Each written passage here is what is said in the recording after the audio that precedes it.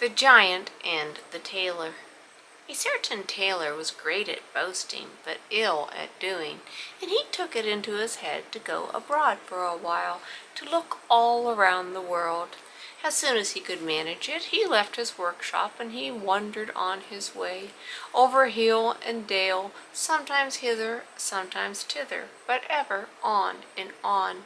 Once when he was out, he saw in the blue distance a steep hill, and behind it a tower that reached up to the clouds.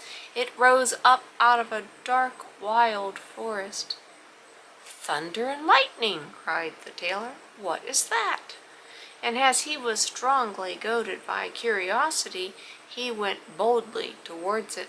But what made the tailor open his eyes and mouth when he came near it was to see that the tower had legs, and it leapt in one bound over the steep hill, and was now standing as an all-powerful giant right before him.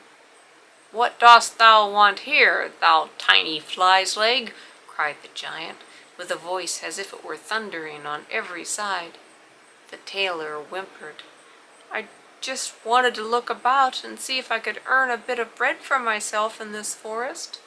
"If that is what thou art after," said the giant, "thou mayest have a place with me." "Well, if it must be, why not? What wages am I to receive?" "Thou shalt hear what wages thou shalt have. Every year 365 days. And when it is a leap year, one more will be thrown into the bargain. Dost that suit thee?"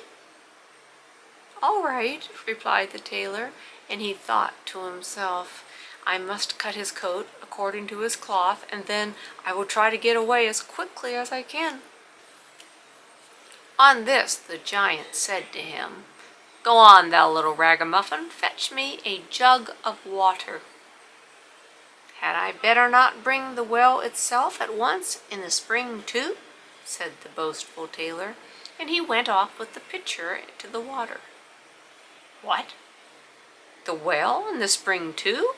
said the giant to himself, for he was rather clownish and stupid, and he began to be afraid. "He is no fool, he must be a wizard. Be on thy guard, old Hans, this is no serving man for thee." When the tailor had brought the water, the giant bade him to go into the forest and cut a couple of blocks of wood and bring them back. The little tailor replied, "Why not the whole forest at once with one stroke? The whole forest, both young and old, and rough and smooth." He then went off to cut the wood. "What? The whole forest, young and old, all that there is, rough and smooth, the well in the spring too?" The giant couldn't believe it. He was more terrified than ever. "He can do much more than bake apples. He has to be a wizard. Be on thy guard, old Hans, this is no serving man for thee." When the tailor had brought the wood, the giant commanded him to shoot down 2 or 3 wild boars for supper. "Why not 1,000 in one shot, and bring them all here at once?" inquired the ostentatious tailor. "What?" said the timid giant in great terror. "Let well enough alone tonight. Lie down and rest." The giant was so terribly alarmed that he could not close his eyes all night long for thinking of what was the best way to get rid of that accursed wizard of a servant. Time brings counsel. The next morning the giant and the tailor went to a marsh, around which stood a number of willow trees. Then said the giant, "Hark thee, tailor, seat thyself on one of the willow branches. I long to see if thou art big enough to bend it down." All at once there was the tailor sitting on one of the branches, holding his breath, making himself so heavy that the bough bent down.